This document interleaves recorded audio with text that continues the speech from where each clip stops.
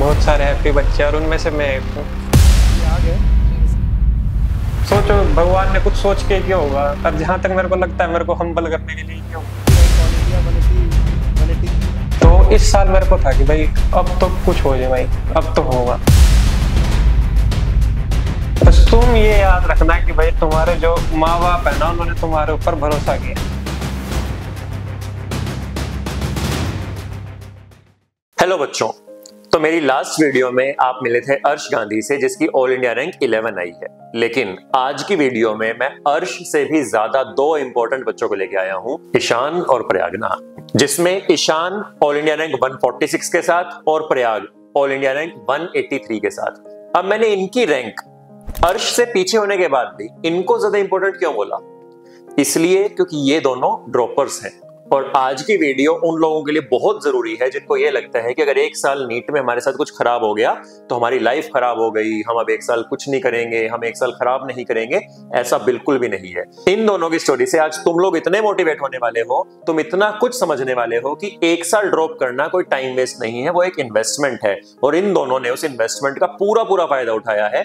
ईशान की last year rank 30,000 थी, 30,000 से 146, एंड प्रयागराज इससे भी बड़ा जंप, इसकी 48,000 रैंक थी और 48,000 से 183 रैंक। तो समझो कितना कुछ इन्होंने सिर्फ एक साल के अंदर इंप्रूव किया। ये दोनों ही जेनेसिस क्लासेस करनाल में क्लासरूम स्टूडेंट थे। पूरे एक साल इन्होंने सुबह से रात तक यहाँ पे स्टडीज की, सारे टेस्ट दिए और अल्टीमेटली इतना शानदार स्कोर कर पाए, इतनी शानदार रैंक निकाल पाए। तो आज की वीडियो बिल्कुल एंड तक देखनी है, उसमें ईशान और प्रयाग अपनी पूरी स्टोरी तुम्हें बताएंगे। एंड इसके बाद भी अगर तुम्हारे कोई डाउट्स हो तो नीचे कमेंट सेक्शन में जरूर पूछना और ये दोनों तुम्हें आंसर करें। लेकिन ड्रॉप वही बच्चे करें जो अपने आप के अपने इमोशन को कंट्रोल कर सकें। ये नहीं रोना धोना, टेंशन, ओवर थिंकिंग करें। अब जैसे मान लिया सिलेक्शन नहीं हुआ, उसके बाद इतना ज्यादा दुख, जैसे पता नहीं क्या हो गया और पता नहीं क्या क्या सोचने लगे, अपने आप को हर्ट करने के बारे में सोचने लगे। गलत है यार। एग्जाम क्या है? एग्जाम नीट का एग्जाम एक पढ़ाओ तो जिंदगी थोड़ा ना हो गई। बिल्कुल है ना। अब ये दोनों हैं, ये भी परेशान हो गए थे और अच्छा हुआ ना ड्रॉप कर दिया। अगर उस समय कॉलेज मिल रहा होता इतना अच्छा तो नहीं मिलता, है ना। लेकिन फिर मैं कहना चाहूंगा ड्रॉप वही करे जो खुश रह के, भाई जो हुआ ठीक हुआ, भगवान का धन्यवाद करो, ठीक है ना, हम जिंदा है ना, हाथ पैर सही है ना, ठीक है, एक साल और खुश रहने के साथ साथ जिसकी पॉजिटिव थिंकिंग हो। और यहाँ तो मैं प्रयाग को बहुत ज्यादा क्रेडिट देने वाला हूँ। प्रयाग से ज्यादा पॉजिटिव इंसान मैंने कभी देखा ही नहीं। इसकी सिलेक्शन नहीं हुई तो उसने बोला कि सर एंटी वालों की गलती, मेरी सिलेक्शन नहीं हुई, मेरी सिलेक्शन तो बहुत बढ़िया होगी। इस बार शायद मेरे को कॉलेज मिलता तो बहुत बेकार सा मिलता, अगले साल मेरे को बहुत टॉप का कॉलेज चाहिए, इसलिए मैं ड्रॉप ले रहा हूँ। समझ रहे हो? पॉजिटिव थिंकिंग की हालत देखो कि इसने इतना डिसाइड कर लिया कि अगर ड्रॉप ले रहा हूं तो मैं एहसान कर रहा हूं एनटीए वालों पे कि अगले साल तो मैं बहुत ही बढ़िया रैंक लेके आने वाला हूं। और इसने सही में वो चीज करके दिखा दी। तो ये मेंटालिटी अगर तुम्हारी है कि अगर तुम ड्रॉप ले रहे हो तो तुम बहुत अच्छे काम के लिए ले रहे हो, तो ही ड्रॉप लेना बिल्कुल सही बात है। और मेंटली स्ट्रांग रहना जरूरी है। दूसरा, कुछ लोग गलती क्या करते हैं, ठीक है यार हमें तो सब कुछ आता है तो सिर्फ टेस्ट ही ज्वाइन कर लेंगे या ऑनलाइन बैठ कर पढ़ेंगे या घर बैठ जाएंगे। वो तो पाप है एक तरह का। उसमें तो ओवर थिंकिंग होनी है, टेंशन होनी है। जब हम क्लासेस में आते हैं, हमारे टीचर से बात होती है, बच्चों से मिलते हैं, डोपामाइन रिलीज होता है, तो ये गलती नहीं करना। चाहे नंबर कितने हो, चाहे आप कितने फन्ने का हो, चाहे कितना कुछ आता हो, भैया इंस्टीट्यूट जरूर ज्वाइन करना। चाहे अपने पास का ज्वाइन करो, आप जेनेसिस आओ मत आओ, ये मत सोचना कि हम मार्केटिंग कर रहे हैं आप, लेकिन इंस्टीट्यूट जरूर ज्वाइन करो, अपने शहर में ज्वाइन करो। बिल्कुल। चलो अब टाइम वेस्ट ना करते हुए let's start with Ishaan. Ishaan अपनी लाइफ की जर्नी बताएंगे, ईशान अपने एक साल की पूरी जर्नी बताएंगे और 11th एंड 12th में क्या गलती की, ड्रॉपर में क्या अच्छा किया, इसमें डिफरेंस कहाँ रहा इनकी प्रिपरेशन में, तो वो इससे जानेंगे हम। और इसकी स्टोरी तुम बहुत अच्छे से सुनना। मेरा नाम ईशान है और मैंने जेनेसिस क्लासेस से ड्रॉप लिया था। लास्ट ईयर मेरी रैंक अराउंड 30,000 आई थी और मेरा स्कोर 645 था। बट इस टाइम मेरी ऑल इंडिया रैंक 146 आई है विद स्कोर 638। लास्ट ईयर जब मेरा एडमिशन नहीं हुआ था तो मैं बहुत दुखी हुआ था, लेकिन फिर भी मेरा गोल यही था कि मुझे डॉक्टर ही बनना है। मैं आया यहाँ पर और मैंने जितेंद्र सर से बात की तो उन्होंने मुझे बहुत अच्छे से काउंसलिंग दी, बहुत अच्छे से कन्विंस किया कि मैं वापस आऊँ और एक बार फिर ट्राई करूँ। मैं यहाँ पर रेगुलर क्लासरूम स्टूडेंट था, मैं सारी क्लासेस लगाता था यहाँ पे, और मैंने फिर से एक बार स्क्रैच से स्टार्ट किया और मुझे बहुत अच्छा लगा, मुझे इम्प्रूवमेंट फील हुई। कभी कभी स्कोर कम हो जाता था टेस्ट में तो हम डिमोटिवेट हो जाते थे, लेकिन जितेंद्र सर जो है वो क्लास में रूटीनली आते रहते थे, हमें गीता भी पढ़ाते थे क्लास में आकर और हमें मोटिवेशन भी काफ़ी देते थे, जेन्युइन मोटिवेशन देते थे और यानी काफ़ी मुझे इफ़ेक्टिव लगा वो। मुझे मैं बहुत थैंकफुल हूँ जेनेसिस के लिए कि उन्होंने मुझे फिर से यहाँ पर बुलाया। अच्छा ईशान, बहुत सारे बच्चों का इस टाइम पे डाउट आ रहा होगा कि भाई तुमने अलग क्या किया ड्रॉप बैच में, तुमने 11th एंड 12th में नहीं किया था। अगर हमारे साथ कोई फ्रेशर बच्चा जुड़ा हुआ है जो सारे मैं पहले अटेम्प्ट में सिलेक्शन निकाल लूं, तो क्या चीज उसे करनी चाहिए जो तुमने ड्रॉप बैच में की थी, और क्या नहीं करना चाहिए जो मैं भी 11th एंड 12th में किया होगा, तो वो इनको समझाओ थोड़ा। 11th और 12th के टाइम पे मैं एनसीईआरटी पढ़ता तो था, लेकिन मैं इतनी डिटेल में नहीं पढ़ता था जिस हिसाब से मैंने इस बार पढ़ा। और इसमें इफेक्टिव मुझे इस बार इसलिए लगा क्योंकि टीचर्स हमें एनसीईआरटी ठीक से पढ़ने का तरीका बताते थे क्लास में। और यानी जैसे इंट्रो का पेज हो गया, समरी हो गई, तो हम ये सब चीज़ें पहले छोड़ देते थे। बट अभिनव सर हैं जैसे, तो इन्होंने हमें बताया कि ये सब चीज़ें बहुत इंपॉर्टेंट होती है। जैसे इस बार भी इंट्रो के पेजेस से एटलीस्ट 2 क्वेश्चन आए और समरी से भी क्वेश्चन आया, तो उसकी वजह से मेरा काफ़ी इंप्रूवमेंट हुआ।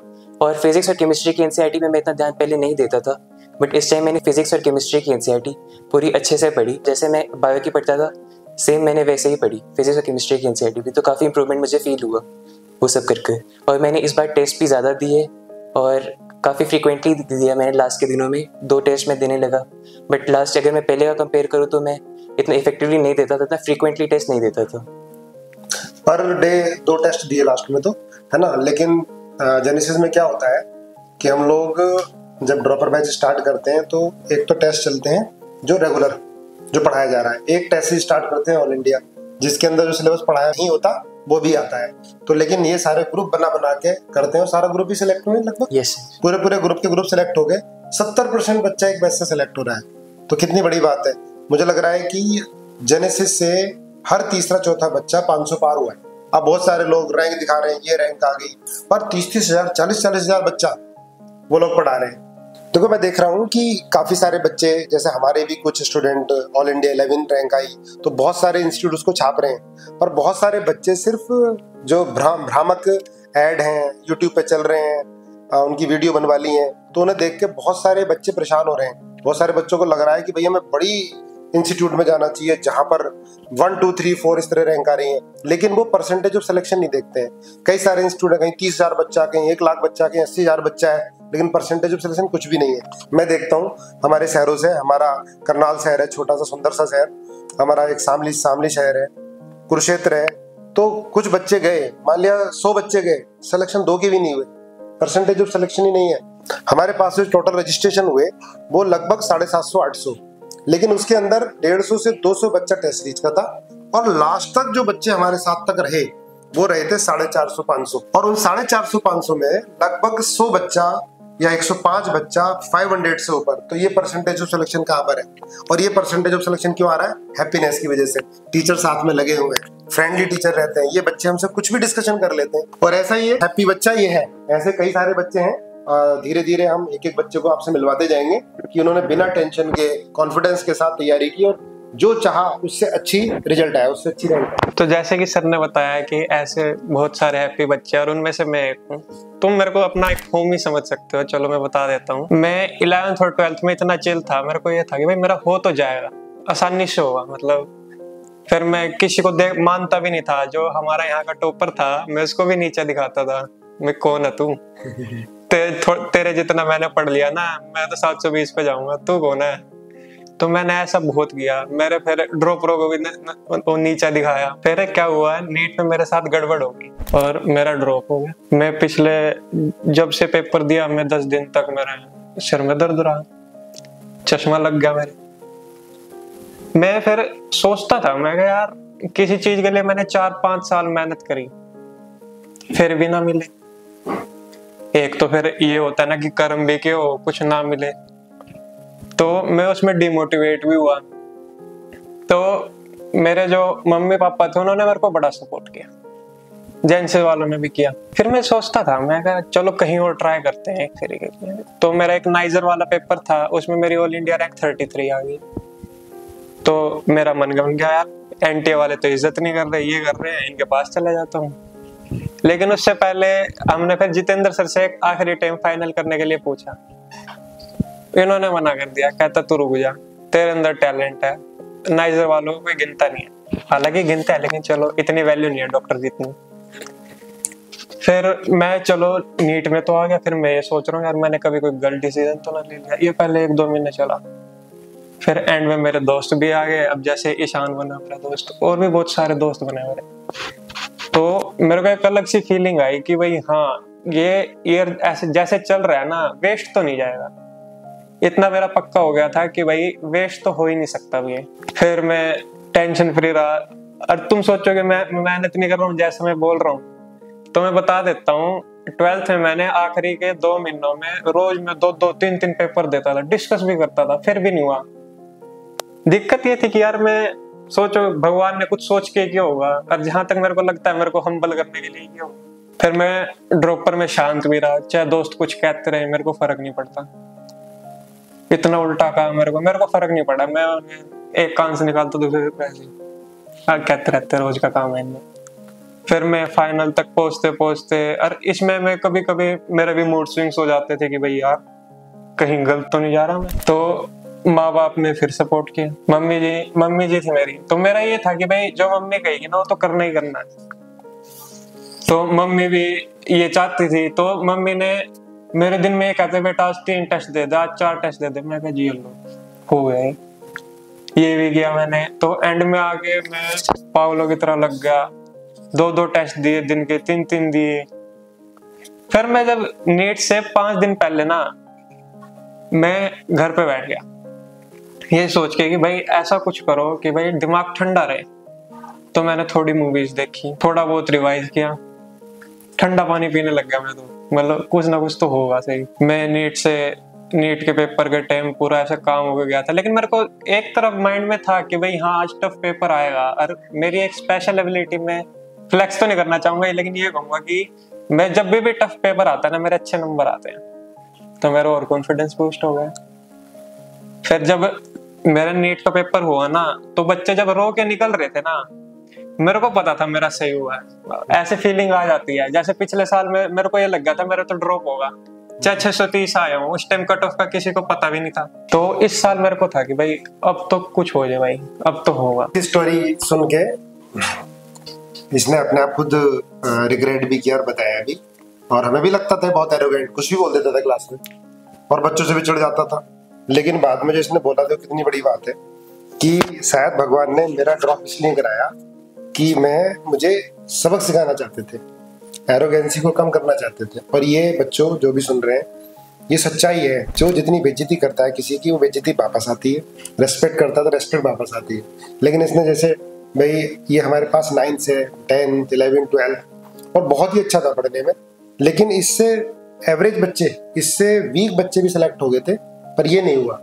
तो कहीं ना कहीं ऊपर वाला भी होता है, इसलिए हम्बल रहना बहुत जरूरी है, अपने पेरेंट्स के साथ भी, अपने दोस्तों के साथ भी। इसने बहुत सोच समझ के हमें अपनी जो बोली जबान दी है ना, इससे किसी को दुख भी पहुंचा सकते हो, इससे सुख भी पहुंचा सकते हो। तो क्या पहुंचाना चाहिए? सुख पहुंचाना चाहिए। सुख पहुंचाना चाहिए। कोशिश करो दूसरों को मोटिवेट करने की। मतलब मेरा ड्रॉप में मैं कम से कम 20 जनों को मोटिवेट कर चुका हूँ, सच्ची बताऊं। अब वो मेरे को पता नहीं कितनों का सिलेक्शन हुआ, लेकिन ये था कि भाई जब मैंने भेजा ना तो खुश होके गए थे।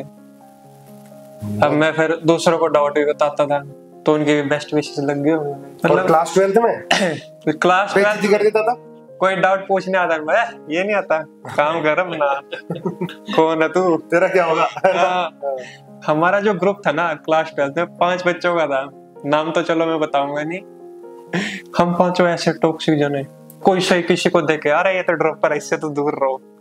लाइब्रेरी में जाते हैं, वहां ड्रॉपर बैठे होते हैं, वहां तो अलग सा नेगेटिव होता है, हमें नहीं जाना वहां पे। एक के 655 आए पिछले साल। उस भाई को मिला ऐसे जंगलों में कॉलेज मिला उसको, पहला बैच। टीचर क्या नर्स पढ़ा रही है उनको वहां पे, हॉस्टल उनका बना नहीं हुआ। दूसरा भाई तो चलो उससे तो मोटी पार्टी थी, वो तो प्राइवेट चला गया। 3 दोस्त हम ड्रॉप में बैठे थे। तीनों की अच्छी जगह हो गया? हाँ, तीनों की अच्छी जगह ही हो गया। हम तीनों जब किसी को उल्टा बोलने जाते थे ना, एक दूसरे कंट्रोल करते थे, ओए इस साल नहीं, इस साल कंट्रोल करना। बहुत बढ़िया है ना भैया, सबक सबको सिखाता है ऊपर वाला, इसलिए सोच समझ के बोलना चाहिए किसी। ये बात सच्ची में है कि भाई सबक बहुत जरूरी है भाई। मैं पिछले 1 साल से मेरा तो एक फेरी खातर ईगो ऐसा हर्ट हुआ था क्या, मेरे से 50-50 नंबर कम वाले बच्चे भी मेरे से 100 नंबर आगे चले गए। 100 तो नहीं कहूंगा मैं, 50 ही आगे चले गए। 100 नंबर का डिफरेंस हो गया एक प्रकार से, और उनका सिलेक्शन हो गया। मैं उनकी वीडियो देख के जाता था, मैं सैड फील करा जाता था। मेरे को क्या था, अब जब किसी का नुकसान हुआ तो दूसरों की खुशी देख के दिक्कत तो होती है, सबको पता है। मैं भी नॉर्मली इंसान हूँ, मैं भी ऐसे ही करता रहता हूँ। फिर बाद में मैं समझा कि यार नहीं, चलो उन्होंने कुछ अलग किया होगा, उनके साथ कुछ अलग बीतते होगी, सबके अलग अलग सर्कमस्टांसेस हैं। बस तुम ये याद रखना कि भाई तुम्हारे जो माँ बाप है ना, उन्होंने तुम्हारे ऊपर भरोसा किया, उनको मत दुखी रखना। चलो तुम्हारा नीट में ना हो, कोई दिक्कत नहीं है, कोई और जगह चले जाना, पर ये नहीं कहना चाहिए कि भाई बेटे हम गलत किया तूने, मतलब ऐसे रिग्रेट नहीं फील होना चाहिए उनको। बहुत बढ़िया, मजा आ गया। ये जो बात इसने कही है ये बहुत बड़ी बात है कि भाई कुछ सिलेक्शन हो ना हो, पर माँ बाप को ये ना बोले कि तूने गलत किया। मतलब माँ बाप का सर ऊंचा रहे, वो काम कर रहे हैं, है ना, माँ बाप को दुख नहीं पड़े। बहुत बढ़िया, मजा आया। अब लग रहा है यार हमारे स्टूडेंट ही गीता का असर पड़ा है ना, गीता पढ़ाने का असर पड़ा है। बहुत बढ़िया, मजा आया। नहीं, ये पॉजिटिविटी गीता से नहीं आती, ये कभी कभी खुद के मन से भी होती है यार। फिर मेरा सच्ची में नीट से मेरे को ये लगा ना कि भाई मेरा नीट आने वाला है, मैं एक हफ्ते पहले से घर पे भजन चला देता हूँ, मगर कुछ तो कृपा बरसेगी भगवान की, कुछ तो होगा।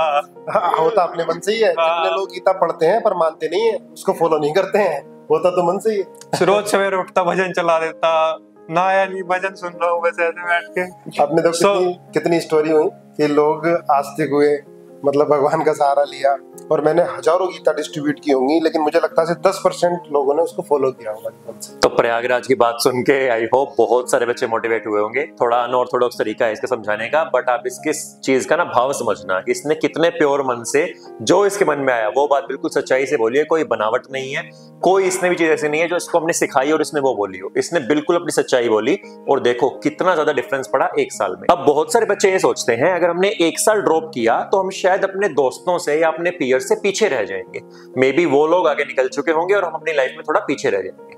बच्चों, मेडिकल फील्ड में अगर आपने रहना है, आपको ड्रॉप से डरना बंद करना होगा। शायद आपको आज ड्रॉप ना करना पड़े, बट नीट पीजी के लिए करना पड़ जाए।